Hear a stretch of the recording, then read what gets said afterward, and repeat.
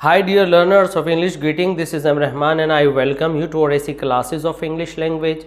We are today with the topic verb here before you and we are going to learn weak verbs and strong verbs. आप जानते हैं कि एक series है और इस सीरीज़ के पिछले पार्ट्स को आपने बहुत अच्छे से स्टडी किया होगा. आज हम इस पार्ट 6 में verb number 8 weak verb and verb number 9 strong verbs पर हम पहुंचे हैं. हमने आपको बताया था कि हम वर्ब्स को 16 टाइप से यूज़ करना, उनको आइडेंटिफाई करना, उनको डिफ्रेंशिएट करना सीखेंगे. Parts of speech, CDS, NDA और आपके TGT, PGT लेवल पर बहुत ज़्यादा पूछे जाने वाला एक क्वेश्चन है. तो यहाँ पर हम सीख रहे हैं कि अगर कोई भी सेंटेंस देकर वर्ब को अंडरलाइन करते हैं और फिर आपको ऑप्शंस दिए जाते हैं और आपसे पूछा जाता है कि ये वीक वर्ब है, स्ट्रॉन्ग वर्ब है, कॉजेटिव वर्ब है, लिंकिंग वर्ब है, प्रिंसिपल वर्ब है, हेल्पिंग वर्ब है, ऑक्सिलरी वर्ब है, जो कि हम ऑलरेडी आपको दूसरे पार्ट्स में टीच कर चुके हैं. इसी तरह से आज हम मेन वर्ब की इन टू फॉर्म्स वीक वर्ब और स्ट्रॉन्ग वर्ब्स को पढ़ने वाले हैं.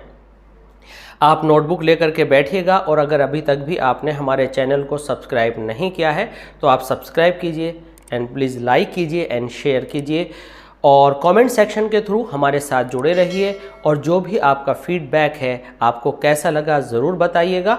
और जो आपकी क्वेरीज़ हैं या जो आप और कुछ पॉइंट्स हैं या टॉपिक्स हैं जिनको स्टडी करना चाहते हैं तो हमें ज़रूर कमेंट सेक्शन में आप लिखते रहिए. ग्रामर के सभी एस्पेक्ट्स को, सभी फॉर्म्स को हम आपको वीडियो के फॉर्म में अवेलेबल कराते रहेंगे. आइए शुरू करते हैं आज का टॉपिक वीक वर्ब. इन वर्ब्स को कुछ इस तरह से समझते हैं. मान लीजिए हमने वर्ब की फर्स्ट फॉर्म गो ले ली और उसकी हमें सेकंड और थर्ड फॉर्म बनाना है तो हम गो, वेंट, गॉन एकदम से बनाते चले जाते हैं और कभी ये गौर नहीं करते कि सेकंड फॉर्म, थर्ड फॉर्म बनाने में फर्स्ट फॉर्म से क्या चेंजेस हमने किए.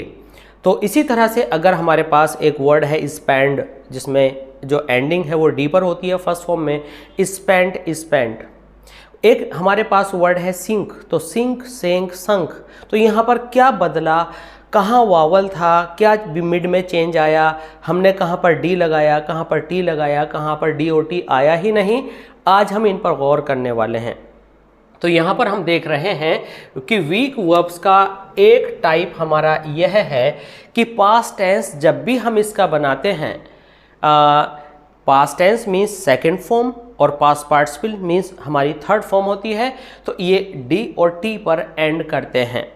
फॉर एग्जाम्पल, जैसे कि हमारे पास एक वर्ड है और वह वर्ड है लिव्ड, वह वर्ड है लिव.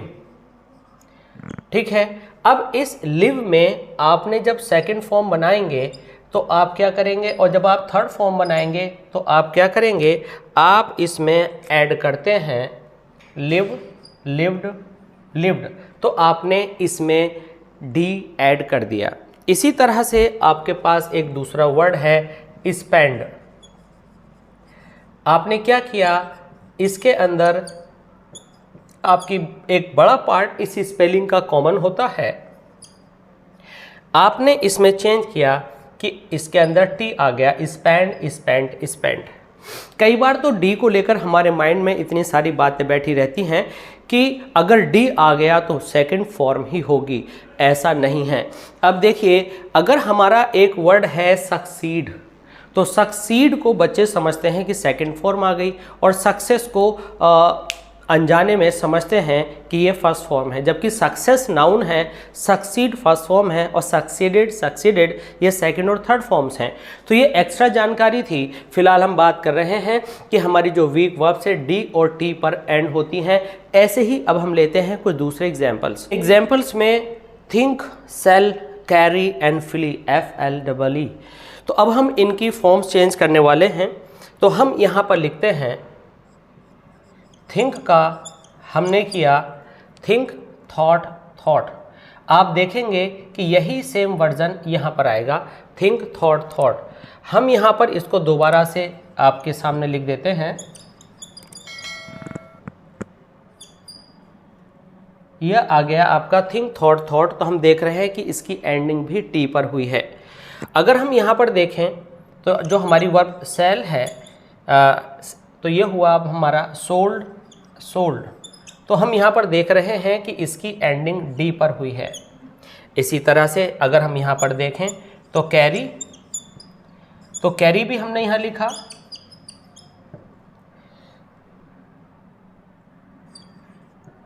तो यहाँ पर आपका आया कैरीड और कैरीड। यहाँ पर हमने इसको रेड इंक में दिखाने की कोशिश की है ताकि आपको एक ये अंदाज़ा हो जाए कि हाँ डी पर ये अंत हुई है। अब यहाँ पर आया आपके सामने फिली, तो फिली की स्पेलिंग फ्लैड फ्लैड होती है। तो इसके अंदर हम यहाँ पर लिखेंगे डी एंड डी। तो अब इसमें जो वावल है इनके चेंजेस को लेकर भी एक रूल है।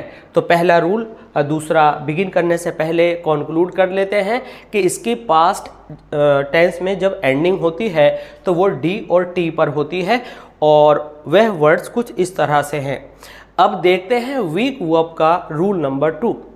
रूल नंबर 2 क्या कहता है? Past tense is formed by shortening the vowels of the present tense but those spellings should not be changed. It means कि अगर हमें कोई वर्ड दिया गया है तो हमें उसकी स्पेलिंग को चेंज नहीं करना, बल्कि कुछ लेटर्स कम कर देने हैं। उसको चेंज नहीं करना, उसको छोटा कर देना है। जैसे कि हमने यहाँ पर लिखा लाइट, लिट और लिट। इसकी जो हमारी दूसरी वर्ब है वो लाइटेड भी होती है। तो चूंकि हम यहाँ पर बिना चेंज किए शॉर्टनिंग करने की बात कर रहे हैं, छोटा करने की बात कर रहे हैं, तो हमने यहाँ पर लिट लिया।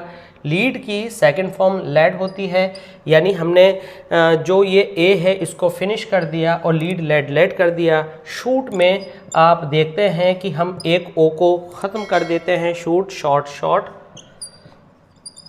और इसी तरह से ब्लीड का हो जाएगा ब्लड ब्लड। ब्लीडिंग मीन्स खून का बहुत ही प्रोफ्यूजली, बहुत तेज़ी से बहना। तो हमने यहाँ पर इन की जो स्पेलिंग्स हैं उनमें कोई चेंज नहीं किया है, बल्कि हमने उनको शॉर्ट किया है। तो जब हम स्पेलिंग्स को शॉर्ट करते हैं और हमारी एंडिंग डी और टी पर होती है तो वे सारे वर्ब्स जो होते हैं वीक वर्ब्स के अंदर आते हैं। अब हम देखेंगे हमारा वीक वर्ब से related rule number 3। Weak verbs का हमारा रूल नंबर 3 कहता है कि वे सारी वर्ब्स वीक वर्ब्स होती हैं जिनका पास्ट टेंस बिल्कुल ऐसा ही होता है जैसा कि उनका प्रेजेंट टेंस होता है। प्रेजेंट टेंस यहाँ पर हम बात कर रहे हैं वर्ब की फर्स्ट फॉर्म को लेकर के। हमने यहाँ पर वर्ब की फर्स्ट फॉर्म ली है, यहाँ पर हम वर्ब की सेकंड फॉर्म और इसी तरह से मेन वर्ब की थर्ड फॉर्म लिखने वाले हैं। तो हम देखते हैं कि ये कट और कट ही रहा। अगर हमारी वर्ब पुट है तो हम यहाँ देखेंगे कि पुट पुट और पुट ही रहा। इस तरह से हम एक जैसे सारे वर्ड्स यहाँ पर देख रहे हैं। हर्ट का मतलब होता है किसी को नुकसान देना, किसी को सताना, किसी के दिल को दुखाना। तो ये जो हर्ट है आपका एज इट इज़ रहा। इन द सेम वे जो आपका वर्ड है स्प्रेड, वह स्प्रेड ही रहता है, स्प्रेडेड, या कोई और स्पेलिंग इसकी नहीं होती है। कास्ट मीन्स फेंकना या ढालना, तो इसकी स्पेलिंग भी एज इट इज़ रहती है, कास्ट और कास्ट, चाहे वह सेकंड फॉर्म हो और चाहे वह आपका पास्ट पार्टिसिपल या वर्ब की थर्ड फॉर्म हो। तो हमने देखा कि ये तीनों जो रूल्स हैं ये वीक वर्ब्स को शो करते हैं। अब हम बात करेंगे स्ट्रॉन्ग वर्ब्स की। और अभी आपने जो हमने बोला कि बीच के वॉवल्स को चेंज नहीं करते हैं, डी और टी लगाते हैं और तीनों वर्ब्स एक जैसी होती हैं। जब अब हम स्ट्रॉन्ग वर्ब की बात करेंगे तो आपको समझ में आएगा कि ये बातें दोनों में किस तरह से मैच होती हैं और इन कंपैरिजन, इसके कंपैरिजन को भी आप अच्छे से समझ पाएंगे। आइए शुरू करते हैं स्ट्रॉन्ग वर्ब्स। स्ट्रॉन्ग वर्ब्स में हम देखेंगे कि स्ट्रॉन्ग वर्ब्स वे वर्ब्स होती हैं जिसके अंदर हम स्पेलिंग को बदल देते हैं, जबकि वीक वर्ब्स में हम स्पेलिंग को बदलते नहीं थे, अंदर जो वावल्स आते थे उसको घटा देते थे। जैसे कि हमने फीड लिखा, उसमें फैड फैड कर दिया तो हमने स्पेलिंग में एक ई हटा दिया था। लेकिन यहाँ पर हम वावल चेंज करेंगे। वावल चेंज करने का मतलब क्या है कि यहाँ पर आपका वावल आई आया तो आपने इसको फाउंड एंड फाउंड कर दिया। तो अब हमें इसमें ये नहीं देखना कि इसमें डी आया है, हमने डी अलग से ऐड नहीं किया, ये अपने आप से ही नेचुरली डी वर्ब का एक हिस्सा था जो आया हुआ है। तो इसका रूल ये हुआ कि हम जिसको न केवल छोटा कर लेते हैं बल्कि हम इसके अंदर डी और टी ऐड नहीं करते, यानी जो हमारा वीक वर्ब की फिलॉसफी जो रूल था उसका जस्ट ऑपोजिट है। उसमें हम वर्ब को शॉर्टन करते थे, उसको चेंज नहीं करते थे जो अंदर के वावल्स होते थे, लेकिन यहाँ पर हमने जो अंदर का वावल है आई उसको यहाँ पर देखेंगे ओ बनाया। इट मीन्स आप छोटा कर सकते हैं, छोटा ना भी करें, दोनों चलेगा, बट इनका चेंज होना ज़रूरी है। एंड सेकंड थिंग, हम एडिशनल डी और टी ऐड नहीं करते। हम यहाँ देख रहे हैं कि जो लिखा है उसी तरह से डी आपका यहाँ पर आया हुआ है, हमने ऐड नहीं किया है। दूसरा वर्ड है स्टैंड। अब आप देखेंगे कि यहाँ पर आर्टिकल ए है, आप देखेंगे कि यहाँ वावल ए है तो हम इसको कर देंगे स्टूड और स्टूड। आपने यहाँ पर क्या किया, ए को ओ में चेंज कर दिया, ड्राइव। अब हम जब इसकी सेकंड फॉर्म बनाएंगे तो हम लिखेंगे ड्रोव एंड ड्रीवन या ड्राइवन, जो भी आप बोलते हैं। तो यहाँ पर हमने आई लिया और ई एन जोड़ दिया। अभी ई एन को भी लेकर के बात करेंगे। ई एन वाले एंडिंग जिनकी होती है वो सारी वर्ब्स आपकी स्ट्रॉन्ग वर्ब्स होती हैं। ये अभी अगले पॉइंट में डिस्कस करेंगे। आप देखेंगे कि हमने इसकी पास्ट फॉर्म में, क्योंकि बेसिकली ये पास्ट पार्टिसिपल है जो कि वर्ब की थर्ड फॉर्म होती है, और हम प्रेजेंट से पास्ट की बात कर रहे हैं, सेकंड फॉर्म की बात कर रहे हैं, तो हमें ये डिसाइड करना होता है कि हमारी सेकंड फॉर्म अगर वावल चेंज कर रही है और इसमें डी और टी एडिशनल यूज़ नहीं हुआ तो ये आपकी स्ट्रॉन्ग वर्ब होती है। Sit, sat, sat. इसी तरह से होल्ड, हेल्ड, और आपका ये आता है हेल्ड, तो आपने यहाँ ई किया इस ओ को बदल करके। तो ये हमने देखा और जाना कि स्ट्रॉन्ग वर्ब का एक रूल ये है, दूसरा ये है। एक तीसरा रूल और समझते हैं।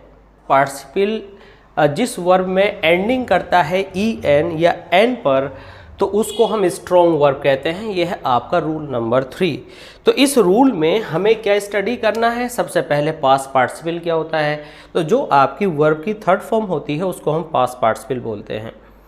अभी इसके बाद हम आपको अपनी वीडियो इस बात पर एंड करेंगे कि पास्ट पार्टिसिपल और वर्ब की थर्ड फॉर्म में डिफरेंस क्या होता है, बट यहाँ पर फिलहाल हम वर्ब की थर्ड फॉर्म को पास्ट पार्टिसिपल की निगाह से देख रहे हैं। और हम यहाँ पर लिख रहे हैं कि हमारी जो ड्रॉ है उसकी सेकंड फॉर्म होगी ड्रीव, ठीक है, और ड्रॉन। इसी तरह से shake, shook and shaken. Sink, sank और संक। सिंक, सेंक, संक, ठीक है। हालांकि ये संकन भी होती है। इस संक और संकन में हम आपको डिफरेंस बताएंगे कि अगर दोनों ही थर्ड फॉर्म हैं तो फिर दोनों में डिफरेंस क्या है, या दोनों का जो यूजेज है वो कहाँ कहाँ है। ठीक इस पॉइंट के बाद बात करेंगे। यहाँ पर हमारे पास एक वर्ब है सो, ठीक है। सो का मतलब होता है लकड़ी को चीरना। तो आप इसको पास्ट टेंस में इस तरह से देखते हैं, सॉर्ड, ठीक है। और क्लीव, क्लीव भी एक तरह से चीरने के सेंस में यूज़ होता है, तो आप इसे करते हैं क्लेफ्ट और क्लेफ्ट। क्लीव को हम इस तरह से भी यूज़ करते हैं, क्लीव, क्लोव, क्लोवन। तो यहाँ पर मेन समझने की बात यह है कि क्लीव को हमने दो तरह से यहाँ पर पॉइंट आउट किया। एक हमने टी एंडिंग किया, और हमने शॉर्टन तो किया लेकिन वावल चेंज नहीं किया। हमने शॉर्टन किया ए पर, वावल चेंज नहीं किया। तो ये क्या हुई आपकी, ये हुई आपकी weak verb. Cleave, clove, cloven, E N ending है तो स्ट्रॉन्ग वर्ब हुई, और इसका वावल हमने यहाँ से चेंज कर दिया तो ये क्या हुआ, स्ट्रॉन्ग वर्ब। तो इसका मतलब ये जो सो और क्लीव है ये पार्टली स्ट्रॉन्ग और पार्टली वीक वर्ब्स भी हैं। तो आपको दो ऑप्शंस आएंगे कि स्ट्रॉन्ग वर्ब है, वीक वर्ब है, और एक बड़ा अनयूजुअल सा ऑप्शन आएगा कि पार्टली वीक है, और फोर्थ ऑप्शन है कि पार्टली स्ट्रॉन्ग है। तो आपको वर्ब्स के सभी फॉर्म्स लर्न होने चाहिए कि भाई क्लीफ क्लेफ्ट क्लेफ्ट भी बोलते हैं और क्लोव क्लोवन भी बोलते हैं। इसका वावल चेंज हुआ, इसमें ई एन एंडिंग हुआ, तो ये हुआ हमारा स्ट्रॉन्ग वर्ब जिसकी एंडिंग टी पर हुई, वर्ब शॉर्टन हुई, वावल बदला नहीं, तो ये हुआ आपका ना बदलने पर वीक वर्ब। लेकिन सो, सॉर्ट, सोन, अब यहाँ पर जो आपका ये वर्ब है, यहाँ पर आप देख रहे हैं कि हमारा एन पर एंडिंग हुआ, तो चीरने में यहाँ पर हमें दिखाई दे रहा है स्ट्रॉन्ग वर्ब, और सोर्ट के अंदर हमें दिखाई दे रहा है ईडी पर एंडिंग हुआ, तो ये हुआ आपका वीक वर्ब। तो ये हुआ पार्टली स्ट्रॉन्ग एंड वीक, क्योंकि इसके अंदर वीक एंड स्ट्रॉन्ग दोनों तरह की फॉर्म्स आ रही हैं। अब हम यहाँ पर बात करेंगे कि ये जो अक्सर आप पढ़ते हैं संग sunken, got gotten, drunk drunken, तो ये थर्ड फॉर्म पर जब दो वर्ड्स आते हैं तो हमें हैज़ हैव के बाद कौन सा वर्ड यूज़ करना चाहिए और दूसरा वर्ड कहाँ काम आता है, आइए देखते हैं। यहाँ पर हमारे सामने 2 एग्जाम्पल्स हैं और हम संक और संकन में डिफ्रेंशिएशन करने जा रहे हैं। तो यहाँ पर हम देखेंगे कि हमने लिखा है the ship has sunk, sink sank sunk, has के बाद थर्ड फॉर्म आती है, बिल्कुल देखकर सही लग रहा है। दूसरा सेंटेंस है द शिप इज संकन, तो हमने इसके साथ संकन लगाया। अगर हम इसका टेंस देखते हैं तो प्रेजेंट परफेक्ट नज़र आता है, ठीक है। और यहाँ पर हम देखते हैं तो ये प्रेजेंट इंडेफिनिट का पैसिव वॉइस नज़र आता है। एक्चुअल में ये पैसिव वॉइस है ही नहीं। प्रेजेंट इंडेफिनिट के पैसिव वॉइस में हम अपने पास से इज़ आर एम लगाते हैं, लेकिन ये ऐसी एक्टिविटी तो है नहीं कि जहाज़ रोज़ डूबता है, क्योंकि प्रेजेंट इंडेफिनिट या सिंपल प्रेजेंट की जो आइडेंटिफिकेशन होती है वह होती है डेली एक्टिविटी। तो ये यहाँ पर प्रेजेंट इंडेफिनिट का पैसिव वॉइस नहीं, बल्कि ये पास्ट पार्टिसिपल है।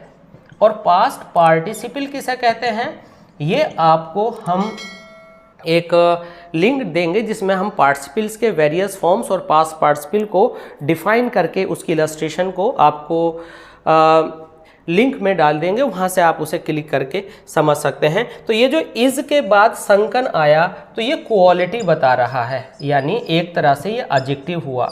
तो जब वर्ब की थर्ड फॉर्म कभी भी एडजेक्टिव का काम करती है तो वह इज़ आर एम के बाद लगती है। जैसे कि हम कह सकते हैं he is a retired teacher, तो यहाँ पर इज़ के बाद रिटायर्ड आया तो वह उसकी क्वालिटी हुई कि भाई वो अब नहीं वर्क में है, वो अपना टाइम पूरा कर चुके हैं सर्विस का, तो वो रिटायर्ड टीचर हैं। तो इस तरह से वो जो रिटायर्ड था, जैसे कि हम कहें he is a good teacher, तो गुड टीचर की क्वालिटी को कुछ बता रहा था, उसमें कुछ क्वालिटी का इजाफा कर रहा था नाउन के लिए, तो ये एडजेक्टिव हुआ। तो वह वर्ब की थर्ड फॉर्म जो एडजेक्टिव का काम करती है पास्ट पार्टिसिपल होती है, इसलिए वर्ब की थर्ड फॉर्म को पास्ट पार्टिसिपल भी कहते हैं।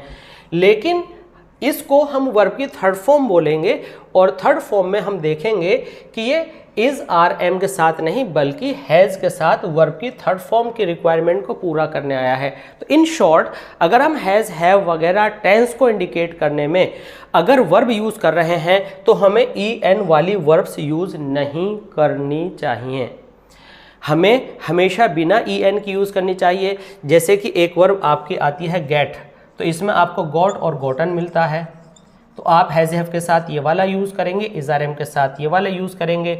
सिंक सेंक संक और संकन, ड्रिंक ड्रेंक ड्रंक और ड्रंकन। तो ये ड्रंकन जो है हमने कहा ही इज़ ड्रंकन, यानी वह शराब पिए हुए है, ठीक है। और he has drunk it means वो पी चुका है, तो हैज़ के साथ जो वर्ब सेटिस्फाई कर रही है वो हैज़ को कर रही है, बट इज़ के साथ वो क्वालिटी के रूप में है, ना कि काम फिनिश होने को। तो इन शॉर्ट ई एन वाले आप बी फॉर्म के साथ लगाते हैं और हैज़ हैव हैड जो परफेक्ट टेंस को इंडिकेट करते हैं उनके साथ आप ई एन वाले वर्ड्स को अवॉइड करते हैं। तो ये था आपका आज पॉइंट ऑफ द डे। इसके बाद हम वर्ब के टाइप नंबर 10 और 11 की बात करेंगे, और इस सब के लिए बने रहिए हमारे साथ और देखते रहिए और ऐसी क्लासेस ऑफ इंग्लिश लैंग्वेज पर आने वाली सीरीज़ की सभी वीडियोस को, और अपना फीडबैक लगातार आप देते रहिए। और जो जो आपकी रिक्वायरमेंट्स हैं उसको आप हमें लिख करके ज़रूर भेजें, उस पर आपको वीडियोस 100% आपको अवेलेबल करा दी जाएंगी। तो ये वीडियो आपको कैसी लगी ज़रूर लिखिएगा। मिलते हैं जल्दी इसी सीरीज़ की दूसरी वीडियो में। Thanks for being with us. Thanks a lot.